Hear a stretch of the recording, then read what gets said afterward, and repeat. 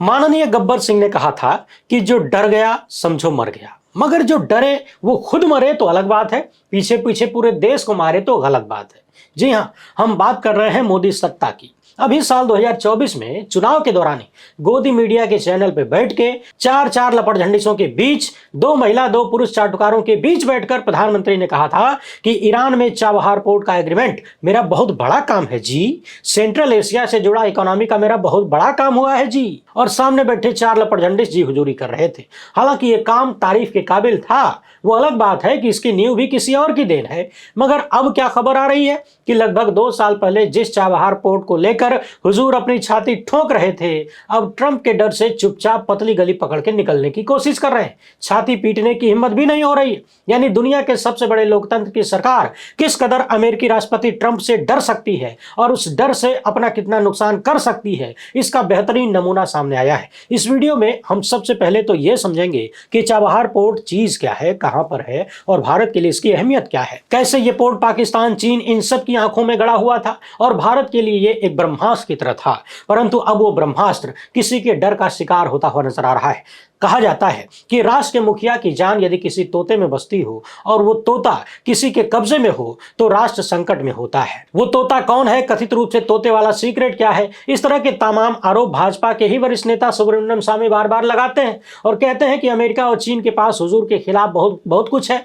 इसीलिए हुजूर मुंह नहीं खोल पाते हैं, कुछ बोल नहीं पाते हैं और इन दोनों का नाम तक नहीं ले पाते। बहरहाल कहां किसके पास क्या है हमें तो नहीं पता, मगर जो हो रहा है वो भारत के लिए बड़ा चिंताजनक है। आज इस वीडियो में अकेले एक ही मामले पर चर्चा करेंगे, क्योंकि भारत का $120 मिलियन भी चाबहार पोर्ट में लगा हुआ है और अब सब कुछ मिट्टी में मिलता हुआ दिख रहा है। और उससे भी ज्यादा बड़ी चीज जो दांव पर लगी है उस पर भी चर्चा करेंगे। मामला बड़ा गंभीर है, इसलिए टकटकी लगाकर सुनते जाइए। पहली बार है तो चैनल को सब्सक्राइब करके घंटी बजा दीजिए टन से। हर वीडियो को लाइक और शेयर करना आपकी जिम्मेदारी है। इसके अलावा आपको मालूम है कि हम किसी धन्ना सेठ या राजनीतिक दल के दम पर नहीं चलते, तभी खुलकर आपके मुद्दों पर बात हो पाती है। हमारा काम पसंद आता हो तो इस QR कोड या फिर मोबाइल नंबर का प्रयोग करते हुए जो भी हो सके आर्थिक सहयोग भेजने का प्रयास जरूर करें। बहुत बहुत धन्यवाद। एक विशेष बात, चैनल को सब्सक्राइब करने के बाद बेल आइकन दबाने के बाद इस तरह से नोटिफिकेशन में ऑल को क्लिक करना जरूरी होता है। यही कारण है कि आपको वीडियो कई बार नहीं मिलती है और आप शिकायत करते हैं, फोन करते हैं, व्हाट्सएप पर मैसेज करते हैं कि अरे वीडियो नहीं मिल रहा है, कहां चले गए। तो पहले कायदे से सब्सक्राइब वगैरह कर लीजिए, घंटी उंटी बजा लीजिए और इसके बाद भी अगर वीडियो ना मिलती हो तो चैनल का नाम लोकहित इंडिया सर्च करके वीडियो देखा करिए। रोजाना कम से कम 2 या 3 वीडियो कभी कभी आ जाती है। इन तस्वीरों को देखिए, यहाँ आपको भारत का एक हिस्सा पीले रंग में दिखेगा, दूसरी तरफ हरे रंग में ईरान और उसके बगल में लाल रंग में अफगानिस्तान दिखाया गया है। वहीं भारत, ईरान और अफगानिस्तान के बीच में पाकिस्तान है। स्ट्रेटेजिक लोकेशन बता रही है कि भारत यदि अफगानिस्तान को कुछ भेजना चाहे तो उसके पास जमीन का रास्ता नहीं है और हवाई मार्ग बहुत महंगा होता है। तभी ये नीली लाइनें दिखाती हैं कि यदि भारत के मुंबई या गुजरात के कुंद्रा पोर्ट से चाबहार पहुंचा जाए और फिर वहां से सड़क मार्ग से अफगानिस्तान जाया जाए तो बड़ी आसानी से ईरान अफगानिस्तान से होते हुए दुनिया के अन्य हिस्सों में भारत का व्यापार चल सकता है। यानी यहां पाकिस्तान की कोई जरूरत नहीं है। इस दूसरी तस्वीर में भी देखिए, यहां मुंबई से चाबहार पोर्ट और फिर अफगानिस्तान का रास्ता दिखाया गया है। इन तस्वीरों को स्क्रीन पर देखते हुए आगे की बात सुनते जाइए। जहां तक बात चाबहार पोर्ट की अहमियत की है तो ये ईरान के सिस्तान बलूचिस्तान प्रांत में स्थित एक गहरे पानी का समुद्री बंदरगाह है। भारत ने इसे ईरान के साथ मिलकर विकसित किया है ताकि पाकिस्तान को बाईपास करते हुए मध्य एशिया और अफगानिस्तान तक सीधा रास्ता मिल सके। भारत और अफगानिस्तान के बीच व्यापार में पाकिस्तान हमेशा से रोड़ा बनता रहा है, मगर चाबहार का रास्ता मिलते ही भारत को ईरान अफगानिस्तान से होते हुए मध्य एशिया के लिए भी एक सीधा कॉरिडोर मिलता है, जो कि भारत को बहुत महत्वपूर्ण राजनीतिक स्वतंत्रता देता है बिना किसी तीसरे देश की इजाजत के। उधर चीन ग्वादर पोर्ट के जरिए अरब सागर में अपना पांव पसार रहा है और चाबहार ग्वादर से सिर्फ 70 किलोमीटर की दूरी पर है। यानी चीन और पाकिस्तान को एक बड़ा राजनीतिक काउंटर करने के लिए भारत के लिए चाबहार पोर्ट बेहद इंपॉर्टेंट। यानी अगर ये पोर्ट भारत के पास है तो हिंद महासागर क्षेत्र में भारत मजबूत खिलाड़ी की तरह है। इस एक पोर्ट के जरिए भारत उज्बेकिस्तान, तुर्कमेनिस्तान, कजाकिस्तान जैसे तमाम देशों तक अपनी पहुंच आसान कर सकता था। खनिज, ऊर्जा, उर्वरक, ड्राई फ्रूट सबका कम लागत वाला एक आसान रूट था। अभी हाल ही में आपने सुना कि भारत ने अफगानिस्तान को गेहूं, दवाइयां और राहत सामग्री भेजा था। वो इसी चाबहार पोर्ट से भेजा गया।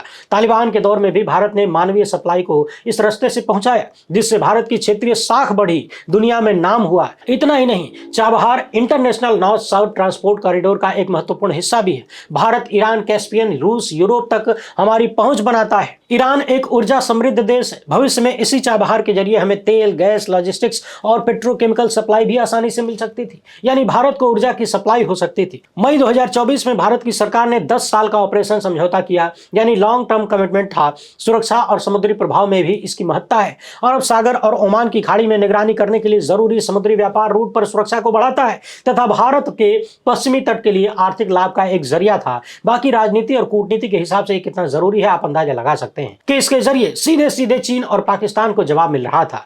मगर अब खबर आ रही है कि भारत चाबहार पोर्ट में अपनी भूमिका को लेकर धीरे धीरे पीछे हट रहा है। जानते हैं क्यों? क्योंकि पिछले दिनों अमेरिकी राष्ट्रपति डोनाल्ड ट्रंप ने धमकी दिया कि जो भी देश ईरान के साथ व्यापार करेगा उस पर 25% एक्स्ट्रा टैरिफ लगा देंगे। यानी भारत पर 50% टैरिफ पहले से लगा हुआ है, अब 25% और लगाने की बात ट्रंप ने कह दिया पिछले दिनों। और भारत सरकार अब इस चाबहार से धीरे धीरे अपने हाथ खींचते हुए नजर आ रही है।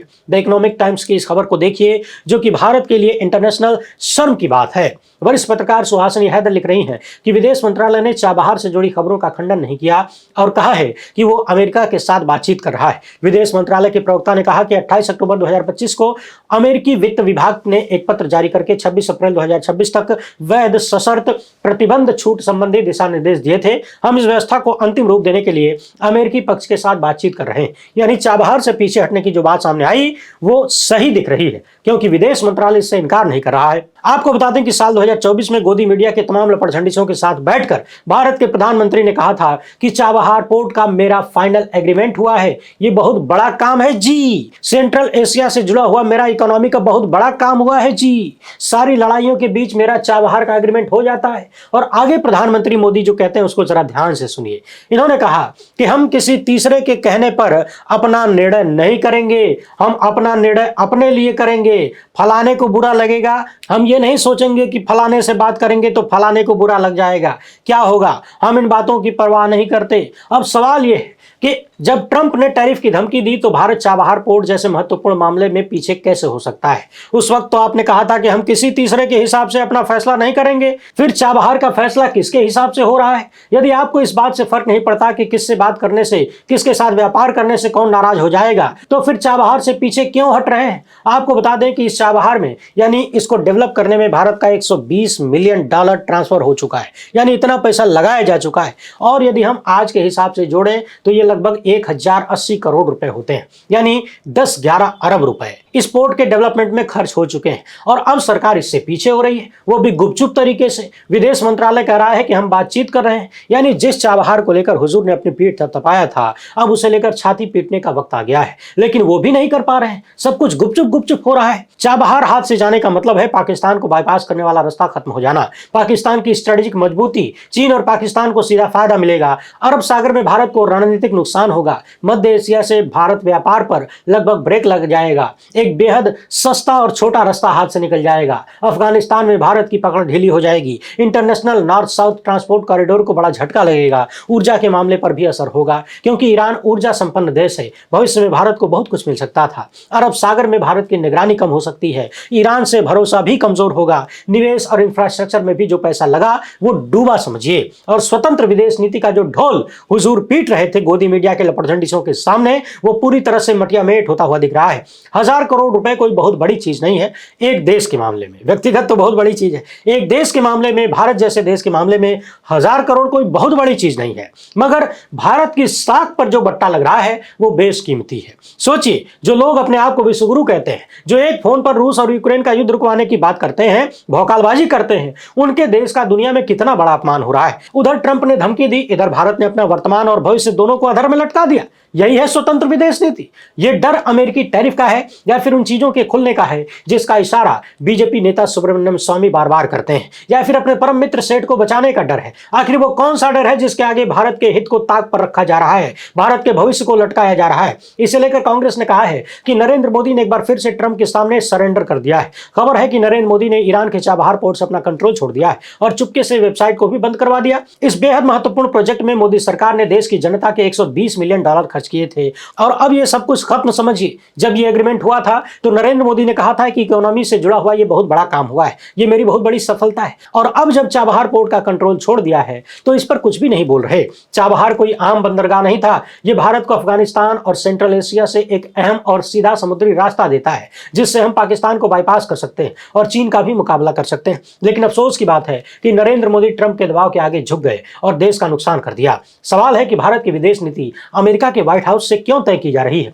नरेंद्र मोदी अमेरिका को भारत पर दबाव बनाने की अनुमति क्यों दे रहे हैं? एक कहावत है कि मौका परस्ती कभी कभी बहुत नुकसान कर देती है। आपको याद होगा पिछली बार जब अमेरिका में राष्ट्रपति का चुनाव हो रहा था तो चुनाव के दौरान प्रधानमंत्री मोदी अमेरिका गए थे। खबर आई कि डोनाल्ड ट्रंप मोदी से मिलना चाहते हैं, लेकिन हुजूर ने मुलाकात नहीं किया क्योंकि कथित रूप से इनके लोगों ने इनको बता दिया था कि ट्रंप चुनाव हार जाएंगे, ऐसे में बाइडेन की पार्टी को नाराज करना ठीक नहीं है। मगर जब चुनाव परिणाम आए तो खेल पलट गया। चर्चा होती है कि यही बात ट्रंप के दिलो दिमाग में धंस गई। बाकी कारण और भी बहुत कुछ हो सकते हैं भी, लेकिन माय फ्रेंड डोनाल्ड के साथ मनमुटाव का एक कारण यह भी बताया जाता है और कूटनीति को समझने वाले लोग कहते हैं कि किसी भी देश में चुनाव हो रहा हो तो चुनाव के दौरान पहली बात तो वहां जाना ही नहीं चाहिए, और दूसरी बात जब गए ही थे तो दोनों पक्षों से मिल लेते, क्या घट जाता? चुनावी हार जीत अलग बात है, और उससे भी महत्वपूर्ण कि इसके पहले ट्रंप के लिए वोट मांग चुके थे, एक प्रधानमंत्री की साख को गिराते हुए यह कारनामा भी किया था। चाबहार पोर्ट मामले में वरिष्ठ पत्रकार आवेश तिवारी लिख रहे हैं कि डॉक्टर साहब के लिए पीएम पद, सत्ता,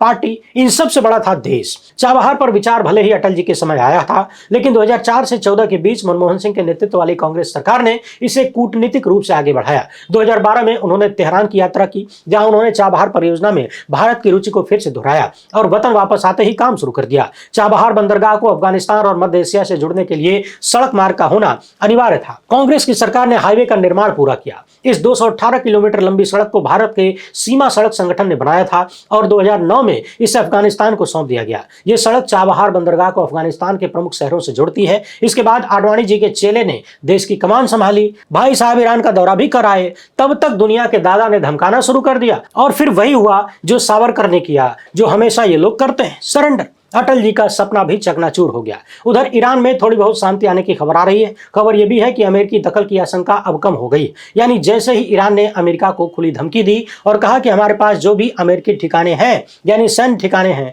हम उन्हें निशाना बनाएंगे, वैसे ही ट्रंप ढीले पड़ गए और भाषा बदल गई। ट्रंप कहने लगे कि यह जानकारी मिली है कि ईरान में हत्या और हिंसा में कमी आ गई है। यानी जैसा कि आमतौर पर भीतर से कमजोर चरित्र करता है वही हुआ। जो डरता है वही ज्यादा डराता है। जो ट्रंप दुनिया को डराने की कोशिश कर रहे हैं, ईरान की धमकी मिलते ही भाषा पलट गया।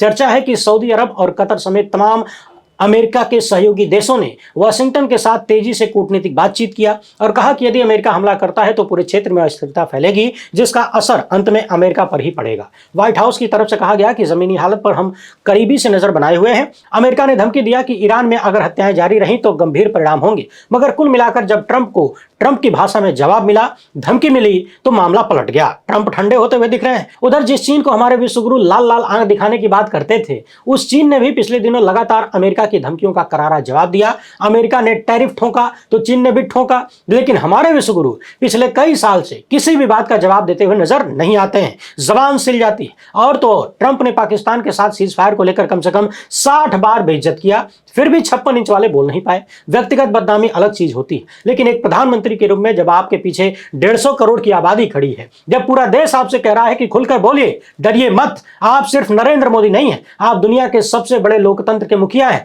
आप भारत के प्रधानमंत्री नरेंद्र मोदी हैं, आपके पीछे हिंदुस्तान की आवाम की ताकत है, फिर भी यदि कोई इस कदर सरेंडर करता है तो क्या ही कहा जाए? क्या मान लिया जाए कि कोई कमजोर नस वहां दबी हुई है जिसके कारण माकूल जवाब देना तो छोड़िए, मुंह भी नहीं खोल रहा? आखिर खेल क्या है? और अब तो भारत के भविष्य को भी दांव पर लगा दिया गया। चाबहार पोर्ट सच में बहुत बड़ा रोल भारत के भविष्य में निभाने वाला है, लेकिन यदि यह हाथ से निकलता है तो नुकसान बहुत बड़ा है। वैसे आप इस मामले पर क्या सोचते हैं? हुजूर की जबान क्यों नहीं खुल रही? इतने डरे हुए नजर क्यों आ रहे हैं? ऐसे फैसले क्यों ले रहे हैं? अपनी राय कमेंट बॉक्स में जरूर लिखिएगा। पहली बार है तो चैनल को सब्सक्राइब कर लीजिए। फिलहाल इतना ही। हमसे जुड़ने के लिए बहुत बहुत धन्यवाद। जय हिंद।